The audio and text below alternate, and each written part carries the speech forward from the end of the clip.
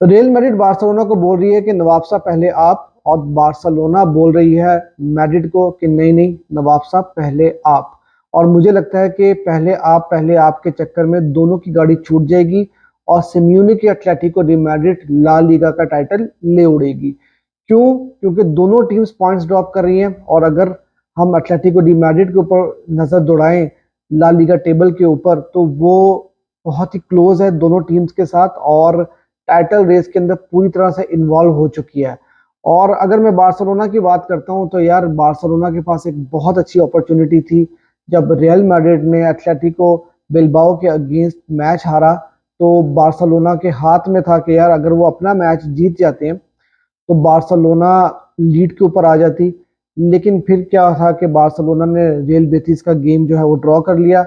और अभी जिस टाइम पे मैं ये वीडियो बना रहा हूँ तो रियल मैड्रिड ने भी अपना गेम जिरोना के अगेंस्ट जीत लिया, और गेम इन हैंड अगर मैड्रिड जीत जाती है तो उनकी लीड जो है वो बार्सिलोना के ऊपर 1 पॉइंट की बन जाएगी। खैर, बात करते हैं बार्सिलोना वर्सेस रियल बेटिस की गेम के ऊपर। अपने दिल पे हाथ रख के बार्सिलोना फैंस अगर पूछें कि क्या हम डिजर्व करते थे ये गेम जीतना, 3 पॉइंट लेना, तो टू बी वेरी ऑनेस्ट अगर मैं अपने दिल के ऊपर हाथ रख के पूछूं तो मेरा दिल यही कहता है कि नहीं भाई, हम डिजर्व नहीं करते थे। अगर हम लोगों को 1 पॉइंट भी इस गेम से मिल गया तो आई थिंक हम लोग बहुत ही जो है वो फॉर्चुनेट हैं, क्योंकि real Betis they were the better team. Barcelona का ये जो गेम जब स्टार्ट हुआ था रियल बेटिस के साथ, तो पहले ही 5-7 मिनट के अंदर बहुत अच्छे चांसेस क्रिएट किए थे रियल बेटिस ने, और पूरा प्रेशर आपके ऊपर डाला हुआ था। और गोल लाइन क्लियरेंस भी रफीनिया ने की थी, इनाकी पीनिया ने आपको आखिर तक मैच में बनाए रखा, क्योंकि उनकी कमाल की परफॉर्मेंस रही है इस मैच में, जिसकी वजह से ये मैच जो है वो आखिर तक आप जो है वो लीड के ऊपर थे, और वो जो कि आखिरी टाइम के ऊपर बिल्कुल आपने वो लीड भी जो है खो दी थी। पिछले 5 मैच की अगर मैं बात करूं ना, तो पिछले 5 मैच में आपने सिर्फ 5 ही पॉइंट लिए हैं, और नवंबर से ये चीज स्टार्ट हुई है। और नवंबर में हमने जो है वो सिर्फ 1 पॉइंट लिया था। उसके बाद दिसंबर आया, मयोर्का वाला गेम, अगर आप उस मैच का रिव्यू भी उठाकर देखो तो मैंने ये बात कही थी कि हमने 5-1 से ये गेम जरूर जीती है, लेकिन 5-1 की जो स्कोर लाइन है वो ये नहीं बताती कि हम फुटबॉल किस तरह की खेल रहे हैं। हम लोग वो मैच भी इतना अच्छा नहीं खेले थे, हमने आखिरी 20-25 मिनट के अंदर 4 गोल स्कोर किए थे, अदरवाइज वो गेम भी जो है हमको ज्यादा कंफर्टेबल होकर नहीं खेले थे। और फिर अब बेतीस का गेम आप अगर देख लो तो बेतीस के गेम में भी यही सब कुछ हमें देखने को मिला। हम लोग ना तो अच्छा प्रेस कर पा रहे हैं, ना तो हम लोग गेम को कंट्रोल कर पा रहे हैं, और मतलब कुछ समझ में नहीं आ रहा कि हम लोगों की किस तरह की परफॉर्मेंस रही है।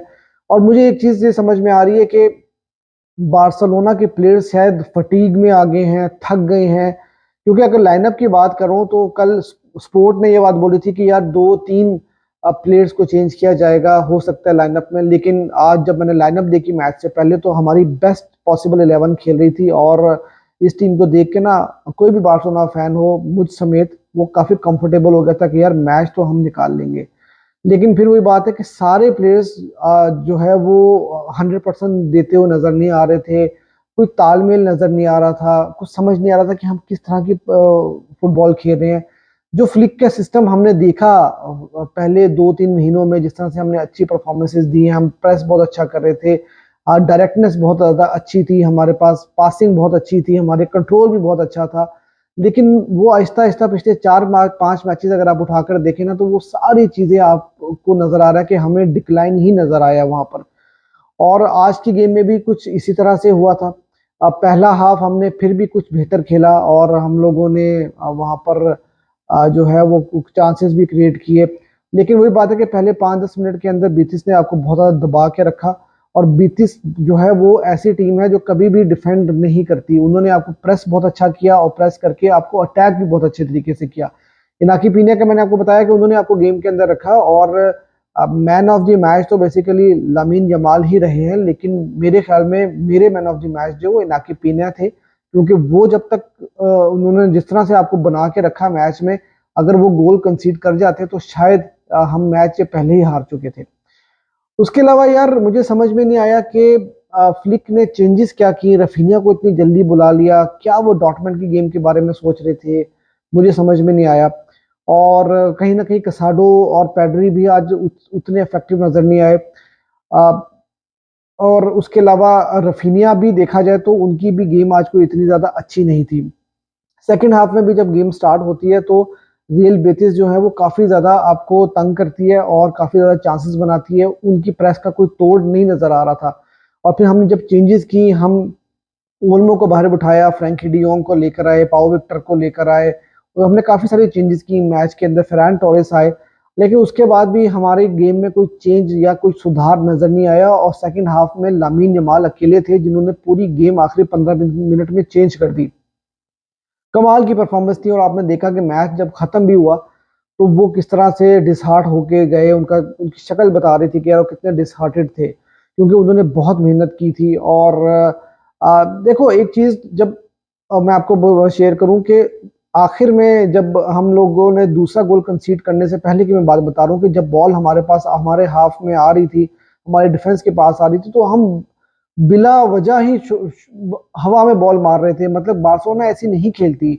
हम लोग काम कंपोज्ड नहीं थे, हम लोग बॉल को पास नहीं रख पा रहे थे, हम लोग पासेस नहीं कर पा रहे थे। आपकी जो मिडफील्ड थी या आपकी डिफेंस थी या आपकी जो पूरी टीम थी वो बिखरी हुई थी, कहीं पर भी आपकी फॉर्मेशन नजर नहीं आ रही थी। बॉल आ रही है, उठा के बाहर फेंक रहे, शायद आप खेली ऐसे रहे थे कि यार एक गोल की लीड आ गई, अब किसी तरह से भी टाइम जो है वो जाया करो और मैच जो है वो 3 पॉइंट लेकर खत्म कर दो। लेकिन ऐसा हुआ नहीं, क्योंकि फिर जब आप इस तरह की स्लॉपी किस्म की फुटबॉल खेलते हो तो दूसरी टीम आपके ऊपर चढ़ी हुई थी, उन्होंने पूरा मौके से फायदा उठाया, उन्होंने आपको गोल स्कोर कर दिया। तो यार बहुत डिसअपॉइंटमेंट है, पिछली 5 गेम हो गई है कि जहां पर आप सेटल ही नहीं हो पा रहे, आप ना तो गेम कंट्रोल कर पा रहे हो, ना ही आप अच्छा परफॉर्म कर पा रहे हो। और सारे प्लेयर्स जो हैं वो, उनकी बॉडी लैंग्वेज भी वैसी नजर नहीं आ रही थी। कुंदे भी अच्छा परफॉर्म नहीं कर पा रहे, कुबारसी, इनिगो मार्टिनेज, वो भी मतलब देखा जाए तो ऑन द बॉल वो कभी भी इस तरह से नहीं खेलते। उनकी जो डिस्ट्रीब्यूशन है वो बहुत ही कमाल की रहती है, लेकिन वो डिस्ट्रीब्यूशन भी नहीं आज कर पा रहे थे। और उसकी रीजन शायद कहीं ना कहीं ये भी थी कि आपकी फॉर्मेशन ही नहीं थी। आपने देखा होगा आखिरी 10 मिनट के अंदर, आप देखो कि वो बॉल उनके पास आ रही है, वो उड़ा रहे हैं बॉल को।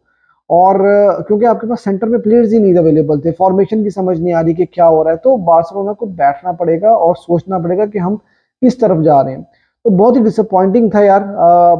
बार्सिलोना जो है वो लीग में अगर इस तरह खेलती रहेगी तो लीग जीतना बहुत ज़्यादा मुश्किल हो जाएगा, क्योंकि अभी मैड्रिड के प्लेयर्स भी बहुत ज़्यादा इंजर्ड हैं, उनकी मेन टीम वापस आ जाएगी तो वो तो इस तरह से गेम्स नहीं हारेंगे। और कहीं ना कहीं देखो, मैंने तो अपने दिल को ये बात समझा ली है कि यार बारसा का प्रॉब्लम ये है कि इनके पास बैकअप कोई इतना ज़्यादा है नहीं। तो आप इसी तरह की परफॉर्मेंसेस देते रहोगे, कभी अच्छा खेलोगे कभी बुरा खेलोगे, क्योंकि प्लेयर्स फटीग में भी आएंगे, थक भी जाएंगे, तो हमेशा आप इन्हीं प्लेयर्स को लेकर तो नहीं खेल सकते। तो सीजन काफी ज्यादा लंबा है, लेकिन ये कि फिर भी एटलीस्ट जैसे फ्रैंकी डियोंग आए थे तो उनकी गेम इतनी अच्छी नहीं थी, उन्होंने पेनल्टी जो है वो दे दी। अब कुछ लोग कह रहे हैं कि यार उनकी गलती थी, कुछ कह रहे हैं कि नहीं थी। देखे यार, जो पाँव पे पाँव आया वो तो मैं समझता हूँ कि उनकी गलती नहीं थी, लेकिन जो उन्होंने हाथ से पुश किया था ना, वो जो धक्का दिया था वो मेरे ख्याल से नहीं देना चाहिए था। हम लोगों ने पिछली कई गेम्स ऐसी हैं जहां पर हम लोगों ने ऐसी तरह पॉइंट्स ड्रॉप किए हैं कि क्रूशियल मोमेंट के ऊपर गलत डिसीजंस लेकर हम लोगों ने फाउल या रेड कार्ड ले लिया या पेनल्टी दे दी, और हम लोग जो है वो गेम हार जाते हैं। अब प्लेयर बाय प्लेयर डिस्कशन कर लेते हैं। नाकी पिनिया का मैंने आपको बताया कि एक वर्ल्ड क्लास परफॉर्मेंस थी यार उनकी, उन्होंने हमें मैच के अंदर बनाए रखा। इनिगो मार्टिनेज, कुबारसी वैसे तो डिसेंट थे, लेकिन डिस्ट्रीब्यूशन उनकी बहुत खराब थी। बल्दे भी ठीक ठाक खेल रहे थे। कुंदे को अपनी गेम इंप्रूव करनी होगी, पता नहीं वो थके हुए लग रहे हैं मुझे, वो उस तरह से इन्वॉल्व होते हुए नजर नहीं आ रहे। लेकिन एक बहुत ही अच्छा उनका पास था जिसके ऊपर गोल भी आया। उसके अलावा कसाडो और पैड्री का गेम आज थोड़ा ऑफ नजर आया। ओल्मो ठीक खेल रहे थे, लेकिन ओल्मो भी जिस तरह से हमें उनको डायरेक्टनेस आती है, उनके पास बॉल आती है, वो शूट मारते हैं, पासेस देते हैं, तो आज कहीं ना कहीं वो चूकते हुए नजर आ रहे थे। और लामीन यमाल का गेम बहुत क्लास का था भाई, कैरी कर रहे हैं वो। मेसी के बाद मैंने अगर किसी को इतना टैलेंटेड कोई प्लेयर देखा है तो वो लामीन यमाल ही है। लेवेंडोस्की ने गोल जरूर स्कोर किया, लेकिन भाई लेवेंडोस्की उसके अलावा पूरे मैच में आपको नजर नहीं आया, ना लिंकअप प्ले है उनका, ना वो किसी तरह से कंट्रीब्यूट कर पा रहे हैं। तो भाई लेवेंडोस्की के बारे में भी अब हमें सोचना पड़ेगा कि यार अगले सीजन में आपको प्लेयर्स जो हैं वो चेंज करने होंगे, आपको नए प्लेयर्स लेकर आने होंगे, फ्रेश लेग्स, यंग प्लेयर्स आपको ला कर देना होगा फ्लिक को, ताकि आप जो है वो अब कितना रिलाई करोगे यार अब उसके ऊपर। ज़ाहिर है आप उसको इतना क्रिटिसाइज भी नहीं कर सकते, क्योंकि एज भी होगी है बंदे की, तो वो इतना भाग भी नहीं सकता, इतना वो पीछे आकर टीम को सपोर्ट भी नहीं कर सकता। लेकिन ये था कि एटलीस्ट हमने ये एक्सपेक्ट कर सकते हैं कि यार लिंकअप प्ले वगैरह कुछ करेंगे, लेकिन वो भी नहीं हुआ। और उसके बाद रफीनिया का गेम भी जो है वो कोई इतना अच्छा नहीं रहा था आज, जितने वो आपको इतना अच्छा परफॉर्म करते हुए नजर आए हैं रिसेंटली।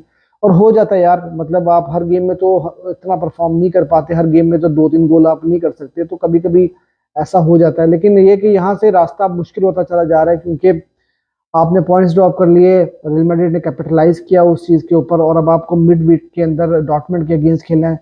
आपको 3 दिन के बाद गेम्स खेलनी है, आपके पास बिल्कुल भी रिलैक्स होने का टाइम नहीं है, बैकअप आपके पास है नहीं।